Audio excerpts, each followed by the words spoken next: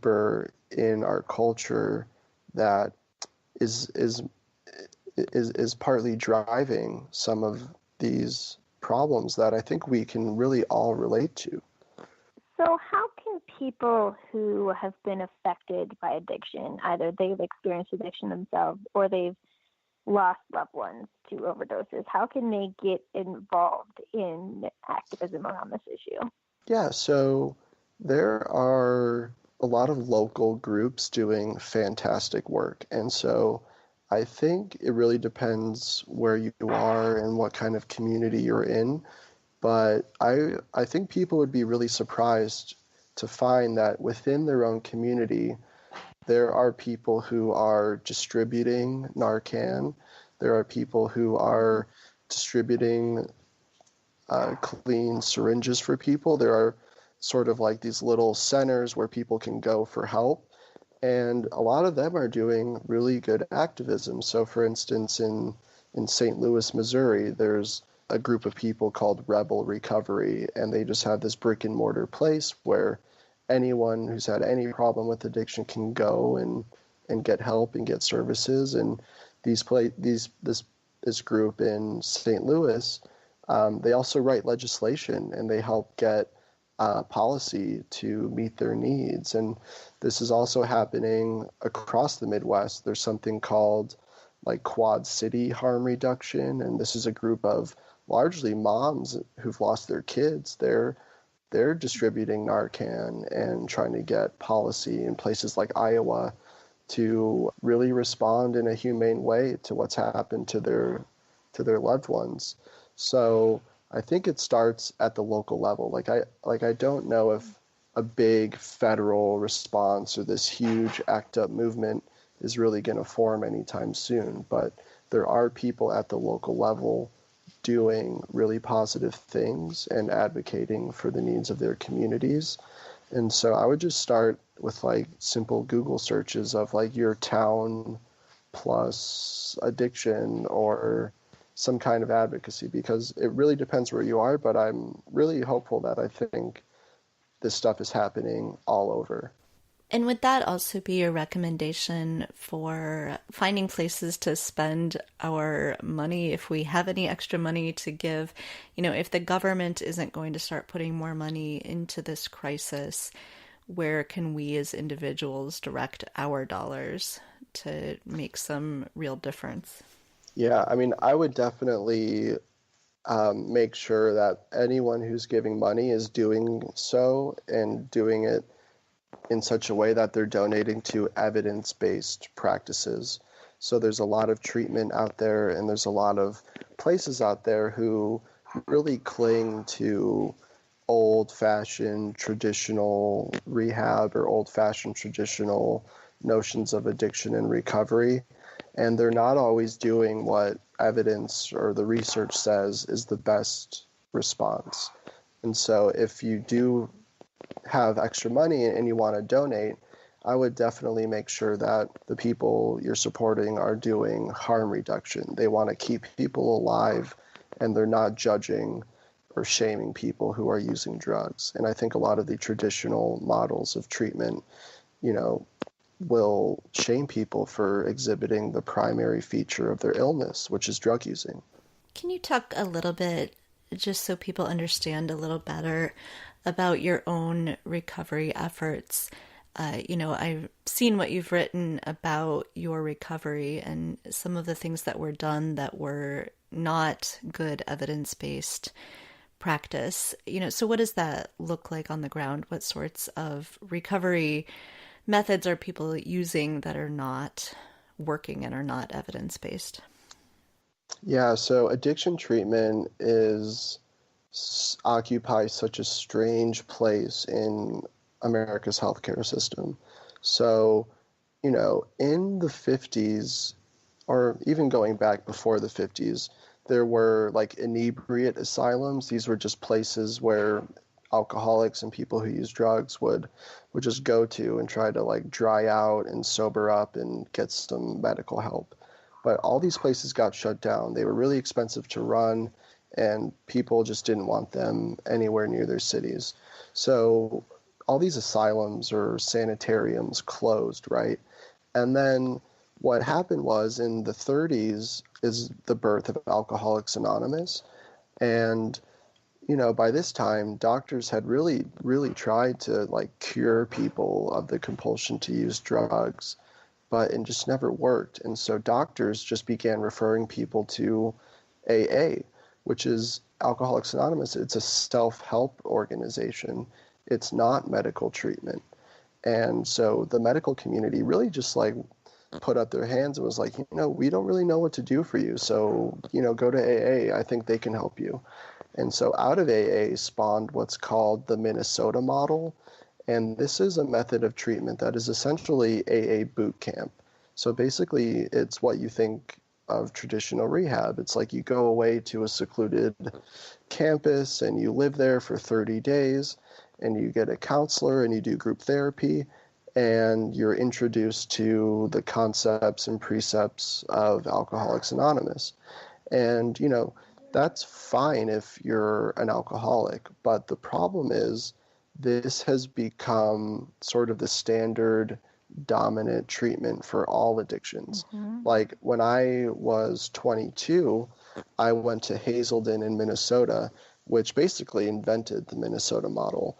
And I went to this place and it was basically just telling me to, go to AA.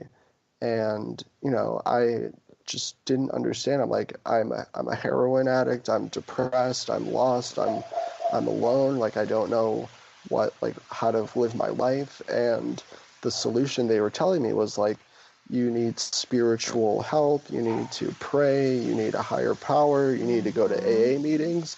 And I was just so confused by all this.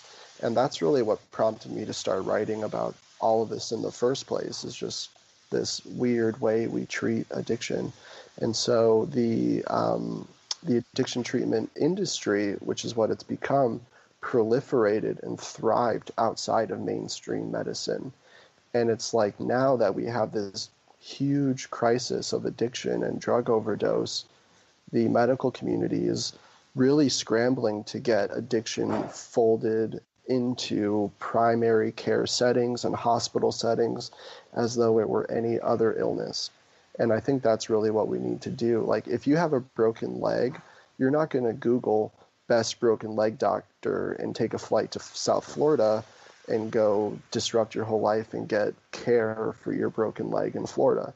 But that's what people do for addiction. They just Google addiction treatment, and then they get funneled into what are essentially hucksters and snake oil salesmen saying, come down to Florida, it's beautiful here, we're on the beach, and we're gonna, help you deal with your addiction.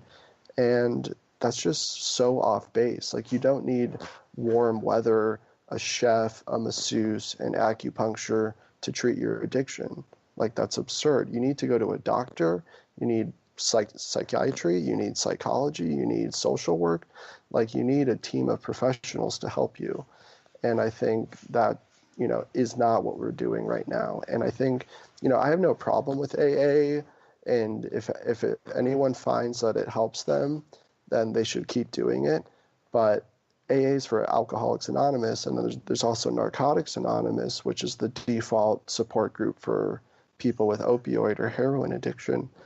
And what the problem with these groups is that they aren't really interested in medical interventions. So drugs like methadone and buprenorphine, which have proven to cut the death rate of people leaving treatment in half or more. So there's a ton of research and studies out there that if you leave treatment with a prescription for buprenorphine or methadone, you are far, far less likely to overdose and die after leaving treatment. And a lot of treatment centers just don't prescribe these life-saving medications, and they don't do it because tradition and their sort of old school thinking dictates that you're just trading one addiction for another. And that's a lot of stigma coming at these medications that really needs to be overcome. And in order for I think what the federal response to this needs to be is to get doctors to just prescribe these drugs to people on demand in their office to whoever needs them. And so some of my own experiences, like, yeah, I was totally confronted with all the AA and the spiritual God stuff, but I was also like totally shamed, and I was called a liar. I was called a Mm-hmm. selfish junkie, and just all these things. It's like, what the fuck? How is this therapy? None of this is helping me. Like, these are all things I say about myself to put me down. These are all the things like in my depression that like feed my negative self view, and you're just reiterating all of that. Like, how is this helping me? And so I had definitely had a really hard time finding treatment that wasn't based on this sort of old school narrative of addiction. So I know that you also wanted to make sure to talk about the people who are left behind after someone overdoses and dies.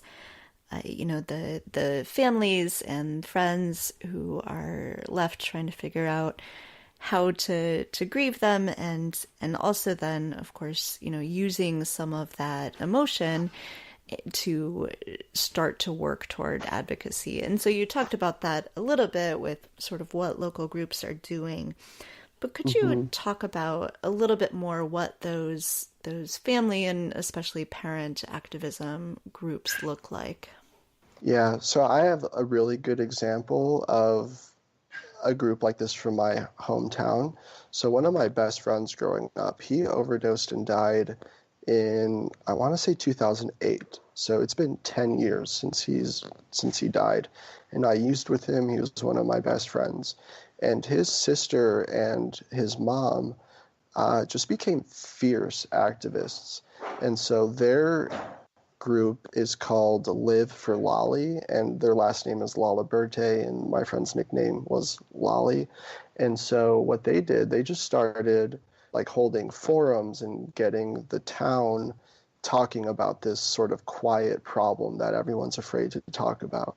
And so what they did was they started getting naloxone and they began distributing it to everyone who needed it. They started writing policies and bills that could help the community and then eventually the state. And so like that's a really good example of a family who just was like, our son didn't have to die, and we don't want any other family to have to go through this. And so that's one example. But like there's a larger sort of network of families like that have all gotten together.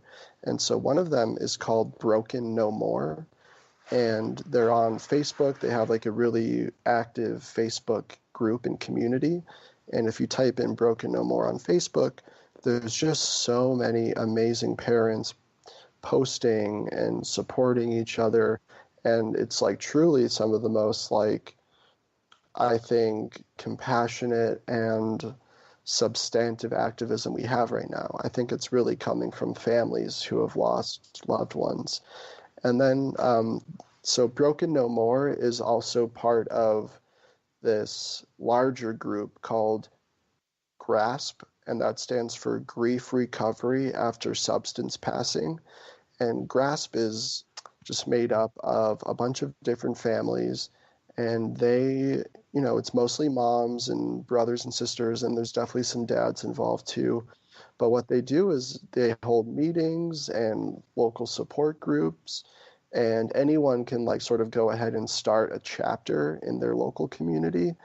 And I've talked to so many parents who've done this or who have joined these groups, and it's just like such a powerful support network for them to feel like A, they're not alone, but most importantly, B, like they're not bad parents, that they didn't fail. Like there's a lot of stigma put on the parents who lose their kids, like you didn't raise him right, you were neglectful, I would never let my kid become addicted to drugs. And I think a lot of that shame keeps a lot of families quiet. But these families did the exact opposite. They were loud and they just started, having the conversation in their community. And before they knew it, so many other families had the same experience, but never had anywhere to go and never had anyone to talk about it, joined up. So if you're in a community and you're a family or something and you want some kind of support group, I would definitely look into GRASP and definitely look into Broken No More.